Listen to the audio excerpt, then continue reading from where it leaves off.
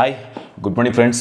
ಇವತ್ತು ಮೊಟ್ಟೆನ ಹೇಗೆ ತಿಂದರೆ ಬೆಟರ್, ಎಷ್ಟು ತಿಂದರೆ ಬೆಟರ್, ಯಾವಾಗ ತಿಂದರೆ ಬೆಟರ್ ಅಂಥದ್ದು ಮೊಟ್ಟೆಗಳಲ್ಲಿ ಏನಿದೆ. ಎಲ್ಲರೂ ಮೊಟ್ಟೆ ತಿನ್ನೋಣ ಅಂತ ಹೇಳ್ತಾರಲ್ಲ, ಅಂಥದ್ದು ಏನು ಮೊಟ್ಟೆಲಿದೆ ಇದ್ರ ಬಗ್ಗೆ ತಿಳ್ಕೊಳ್ತಾ ಹೋಗೋಣ. ಈ ವಿಡಿಯೋನ ಫಸ್ಟ್ ಟೈಮ್ ನೀವು ನೋಡ್ತಾ ಇದ್ದರೆ ಸಬ್ಸ್ಕ್ರೈಬ್ ಮಾಡ್ಕೊಳ್ಳಿ, ಹಾಗೆ ಪಕ್ಕದಲ್ಲಿರೋ ನೋಟಿಫಿಕೇಷನ್ ಬಟನ್ನು ಕೂಡ ಕ್ಲಿಕ್ ಮಾಡಿ. ಈ ವಿಡಿಯೋ ಇನ್ನೂ ಇಷ್ಟ ಆಯಿತು ಅಂತ ಹೇಳಿದ್ರೆ ಮೊಟ್ಟೆ ತಿನ್ನಬೇಕು ಅಂತಿರೋವಂಥವ್ರಿಗೆ, ತಿಂದು ಬಿಟ್ಟಿರೋವಂಥವ್ರಿಗೆ ಶೇರ್ನ ಮಾಡಿ.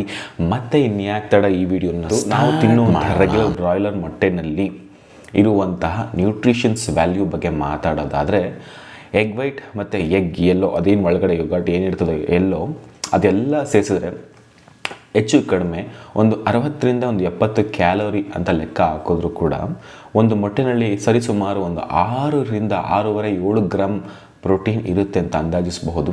ಹಾಗೆ selenium, B2, B5, biotin, magnesium, phosphorus ಮತ್ತು ಜಿಂಕ್, ಈ ಥರ ಕೆಲವೊಂದಷ್ಟು ನ್ಯೂಟ್ರಿಷ್ ಖಂಡಿತ ಅದರಲ್ಲಿ ಇದೆ.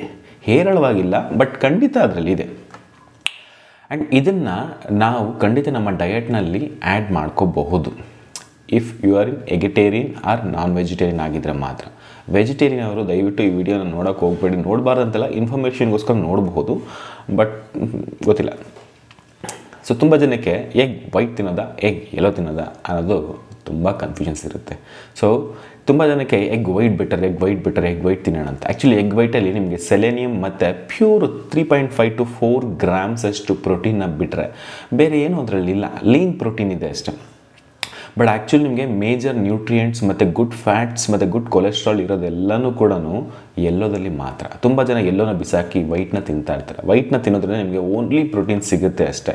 ಆ ಪ್ರೋಟೀನ್ ಅಬ್ಸರ್ಪ್ಷನ್ ಆಗೋದಕ್ಕೋಸ್ಕರ, ಮೆಟಬಲಿಸಮ್ ಆಗೋದಕ್ಕೋಸ್ಕರ ಬೇಕಾಗೋ ಸಫಿಷಿಯೆಂಟ್ ನ್ಯೂಟ್ರಿಯೆಂಟ್ಸ್ಗಳು ಕೂಡ, ಕಾರ್ಬೋಹೈಡ್ರೇಟ್ಸ್ ಆಗಿರಲಿ, ಫ್ಯಾಟಿ ಆ್ಯಸಿಡ್ಸ್ಗಳಾಗಿರಲಿ, ಅಥವಾ ಕೆಲವೊಂದಷ್ಟು ಮೇಜರ್ ನ್ಯೂಟ್ರಿಯೆಂಟ್ಸ್ ಆಗಿರಲಿ, ಇದೆಲ್ಲನೂ ಕೂಡ ನಿಮಗೆ ಎಲ್ಲೋದಲ್ಲೇ ಇರುತ್ತೆ. ಹಾಗಾಗಿ ನೀವು ಎಲ್ಲೋ ಮತ್ತು ವೈಟ್ ಎರಡೂ ತಿನ್ನೋದು ಉತ್ತಮ. ಇದು ಫಸ್ಟ್ ಪಾಯಿಂಟ್. ಎರಡನೇದು, ದಿನಕ್ಕೆ ಎಷ್ಟು ತಿನ್ನಬೇಕು. ನಿಮಗೆ ಯಾವುದೇ ರೀತಿಯ ಡಯಾಬಿಟೀಸ್ ಅಥವಾ ಕೊಲೆಸ್ಟ್ರಾಲ್ ರಿಲೇಟೆಡ್ ಇಶ್ಯೂಸ್ಗಳು ಅಥವಾ ಹಾರ್ಟ್ಗೆ ಸಂಬಂಧಪಟ್ಟಂಥ ಇಶ್ಯೂಸ್ಗಳು ಅಥವಾ ಅಲರ್ಜಿಗೆ, ಮೊಟ್ಟೆ ತಿಂದರೆ ಅಲರ್ಜಿ ಇರುತ್ತೆ ಕೆಲವರಿಗೆ, ಆ ಥರ ಅಲರ್ಜಿಸ್ ಇರೋವಂಥವ್ರು ಇದನ್ನ ಆದಷ್ಟು ಅವಾಯ್ಡ್ ಮಾಡಿದ್ರೆ ಬೆಟರ್. ಯಾವಾಗಲಾದರೂ ಅಕೇಶನಲ್ಲಿ ತಿಂದರೆ ಓಕೆ. ಇಲ್ಲ ನಾನು ಡೈಲಿ ತಿನ್ನಬೇಕು ಅಂತಿರೋರಿಗೆ ಈ ಸಮಸ್ಯೆಗಳು ಇರಬಾರ್ದು. ಈ ಸಮಸ್ಯೆಗಳು ಇರುವಂಥವ್ರು ಆದಷ್ಟು ಅವಾಯ್ಡ್ ಮಾಡಿದ್ರೆ ಬೆಟರ್. ಇನ್ನೆಲ್ಲರೂ ತಿನ್ಬೋದು, ಮಕ್ಕಳು ತಿನ್ಬೋದು, ದೊಡ್ಡವರು ತಿನ್ಬೋದು, ಲೇಡೀಸ್, ಜೆಂಟ್ಸ್, ಎಲ್ಲ ಕ್ಯಾಟಗರಿ ಜನನೂ ತಿನ್ಬೋದು. ಎಷ್ಟು ತಿನ್ನಬೇಕು? ನೀವು ಎಲ್ಲೋ ಮತ್ತು ವೈಟ್ ಎರಡೂ ಸೇರಿಸಿ ದಿನಕ್ಕೆ 1ರಿಂದ 2 ತಿನ್ನೋದು ಬಹಳ ಉತ್ತಮ. ಅದಕ್ಕಿಂತ ಜಾಸ್ತಿ ತಿಂತಾಯಿದ್ದೀನಿ ಅಂತ ಹೇಳಿದ್ರೆ ಮೇ ಬಿ ನಿಮ್ಮ ಬಾಡಿ ಅದನ್ನು ಮೆಟಬಲೈಸ್ ಮಾಡದೆ ಅದನ್ನು ಬಾಡಿನಲ್ಲಿ ಫ್ಯಾಟ್ ಆಗಿ ಮತ್ತು ಕೊಲೆಸ್ಟ್ರಾಲ್ನ ಜಾಸ್ತಿ ಪ್ರೊಡ್ಯೂಸ್ ಮಾಡುವಂಥ ಒಂದು ಇಕ್ವಿಪ್ಮೆಂಟಾಗಿ ಉಳಿಸ್ಕೊಂಡ್ಬಿಡುತ್ತೆ. ಸೊ ಹಂಗಾಗಿ ಜಾಸ್ತಿ ತಿನ್ನುವಂಥದ್ದು ಬೇಡ.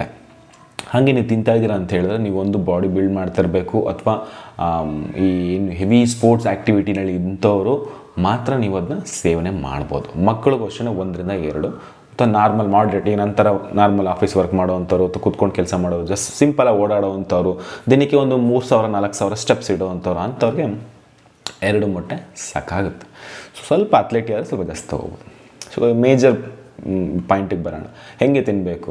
ತುಂಬ ಜನ ಹಸಿ ಮೊಟ್ಟೆ ತಿಂತಾರೆ. ದಯವಿಟ್ಟು ಹಸಿ ಮೊಟ್ಟೆನ ಅವಾಯ್ಡ್ ಮಾಡಿ. ಹಸಿ ಮೊಟ್ಟೆನಲ್ಲಿ ಕೆಲವೊಂದಷ್ಟು ಬ್ಯಾಕ್ಟೀರಿಯಾಸ್ ಇರುತ್ತೆ. ಇದು ನಮ್ಮ ಬಾಡಿನಲ್ಲಿ ಪ್ರೋಟೀನ್, ಆ ಮೊಟ್ಟೆನಲ್ಲಿರುವಂಥ ಪ್ರೋಟೀನ್ನ ಅಬ್ಸರ್ವ್ ಮಾಡೋಕ್ಕಾಗದೇ ಇರುವಂತಹ ಕಂಟೆಂಟ್ಸ್ಗಳು ಅದರಲ್ಲಿರುತ್ತೆ. ಸೊ ಅದಕ್ಕೋಸ್ಕರ ಆದಷ್ಟು ಅವಾಯ್ಡ್ ಮಾಡಿ. ಮತ್ತು ಬ್ಯಾಕ್ಟೀರಿಯಾಸ್ ಇರುತ್ತೆ, ಮತ್ತು ನಮಗೆ ಗ್ಯಾಸ್ ಫಾರ್ಮ್ ಆಗುವಂಥದ್ದು ಮತ್ತು ಇಂಡೈಜೆಷನ್ ಆಗುವಂಥ ಚಾನ್ಸಸ್ಗಳು, ಈ ಥರದ್ದೆಲ್ಲ ಬರುವಂಥ ಚಾನ್ಸಸ್ಗಳು ಇರುತ್ತೆ. ದಯವಿಟ್ಟು ಹಸಿಯಾದಾಗೆ ತಿನ್ನುವಂಥದ್ದನ್ನ ಅವಾಯ್ಡ್ ಮಾಡಿ. ಮತ್ತು ನಿಮ್ಗೆ ಹಸಿದಾಗಿ ತಿಂದರೂ ಕೂಡ ಅಷ್ಟು ಮೈಕ್ರೋ ನ್ಯೂಟ್ರಿಯೆಂಟ್ಸ್ ಅಬ್ಸರ್ವೇಷನ್ ಆಗೋದಿಲ್ಲ. ಇದು ಮೇಜರ್. ಆ್ಯಂಡ್ ನೆಕ್ಸ್ಟ್ ಬಂದು ಆಮ್ಲೆಟ್ ಮಾಡ್ಕೊಂಡು ತಿಂತಿದ್ರೆ ಇಟ್ಸ್ ಫೈನ್. ಆಮ್ಲೆಟ್ ಮಾಡ್ಕೊಂಡು ತಿನ್ನೋದ್ರಿಂದ ಆ ಮೊಟ್ಟೆ ನೀವು ಸ್ಟವ್ ಮೇಲೆ, ತವಾ ಮೇಲೆ ಹಾಕ್ದಾಗ ಅದಕ್ಕೆ ಎಣ್ಣೆ ಉಯ್ತೀರಾ, ಮತ್ತು ಒಂದಷ್ಟು ಫ್ಯಾಟ್ ಆ್ಯಡ್ ಆಗುತ್ತೆ, ಮತ್ತು ಸ್ಪೈಸಸ್ ಆ್ಯಡ್ ಮಾಡ್ತೀರಾ, ಕ್ಯಾಲೋರಿ ಆ್ಯಡ್ ಆಗುತ್ತೆ, ಉಪ್ಪು ಆ್ಯಡ್ ಮಾಡ್ತೀರಾ, ನಿಮ್ಮ ಬಾಡಿಯಲ್ಲಿ ವಾಟರ್ ರಿಟೆನ್ಷನ್ ಆಗುತ್ತೆ, ಬೆಲ್ಲಿ ಫ್ಯಾಟ್ ಜಾಸ್ತಿ ಆಗೋ ಚಾನ್ಸಸ್ ಇರುತ್ತೆ, ಮತ್ತು ಅದನ್ನ ರೋಸ್ಟ್ ಮಾಡ್ತೀರಾ. ಹಾಗಾಗಿ ನ್ಯೂಟ್ರಿಯೆಂಟ್ಸ್ ಸಾಯುವಂಥ ಚಾನ್ಸಸ್ ಜಾಸ್ತಿ ಇದೆ. ಸೊ ಬೆಸ್ಟ್ ಫಾರ್ಮೇಷನ್ ಬಂದು ಬಾಯ್ಲ್ ಮಾಡಿ, ಎಷ್ಟು ಬೇಕಷ್ಟು ಬಾಯ್ಲ್ ಮಾಡಿ ತಿನ್ನೋದು, ಸಿಪ್ಪೆಯನ್ನು ಸುಲಿದು ತಿನ್ನೋವಂಥದ್ದು better, best, perfect form. So ಇದನ್ನು ನೀವು ಆ್ಯಡ್ ಮಾಡ್ಬೋದು. ಬೆಳಗ್ಗೆ ಒಂದು, ರಾತ್ರಿ ಒಂದು ಹಂಗೂ ತಿನ್ಬೋದು, ಇಲ್ಲ ಮಧ್ಯಾಹ್ನ 2 ಮೊಟ್ಟೆ ನಿಮ್ಮ ಡಯಟ್ನಲ್ಲಿ ಆ್ಯಡ್ ಮಾಡ್ಬೋದು. ಸಿಂಪಲ್. ಅದನ್ನ ಚೆನ್ನಾಗಿ ಜಗದು ಚೆನ್ನಾಗಿ ತಿನ್ನೋಕ್ಕೆ ಟ್ರೈ ಮಾಡಿ. ಅದರಿಂದ ಯಾವುದೇ ರೀತಿ ವಾಯು ಆಗಿರಲಿ, ಸೆಳೆತ ಆಗಿರಲಿ ಯಾವೂ ಆಗೋದಿಲ್ಲ. ಯಾಕಂದರೆ ಅದರಲ್ಲೂ ಕೂಡ ಒಂದಷ್ಟು ಕ್ಯಾಲ್ಶಿಯಂ ಕಂಟೆಂಟ್ಸ್ ಇರೋದ್ರಿಂದ ಇನ್ನೂ ಆ್ಯಕ್ಚುಲಿ ಬೋನ್ಗೆ ಅದು ಒಳ್ಳೆಯದೇ ಮಾಡುತ್ತೆ, ಕೆಟ್ಟದಂತೂ ಖಂಡಿತ ಮಾಡೋದಿಲ್ಲ. ಸೊ ಇದು ವೆಜಿಟೇರಿಯನ್ಗೆ ಮತ್ತು ಎಗಿಟೇರಿಯನ್ಗೆ ಮಾತ್ರ. ಆಮೇಲೆ ವೆಜಿಟೇರಿಯನ್ಸ್ಗಳಿಗೆ ಇದನ್ನು ವಿಡಿಯೋನ ತೋರಿಸಿ ನಿಮಗೆ ಇನ್ಸ್ಪೈರ್ ಮಾಡುವಂಥ ಇಷ್ಟ ಖಂಡಿತ ಇಲ್ಲ. ಸೊ ನಿಮಗೆ ಬೇರೆ ಬೇರೆ ಪ್ರೋಟೀನ್ ಸೋರ್ಸ್ ಇರುತ್ತೆ, ಅದು ನಿಮಗೆ ಬೇರೆ ಮುಂದೆ ವಿಡಿಯೋದಲ್ಲಿ ನಿಮಗೆ ಶೇರ್ ಮಾಡ್ತೀನಿ. ಸೊ ಇದು ಎಗ್ಗೆ ಸಂಬಂಧಪಟ್ಟಂತಹ ವಿಡಿಯೋ. ಈ ವಿಡಿಯೋ ನಿಮ್ಗೆ ಇಷ್ಟ ಆಯಿತು ಅಂತ ಹೇಳಿದ್ರೆ ಶೇರ್ ಮಾಡಿ. Thank you so much and bye bye.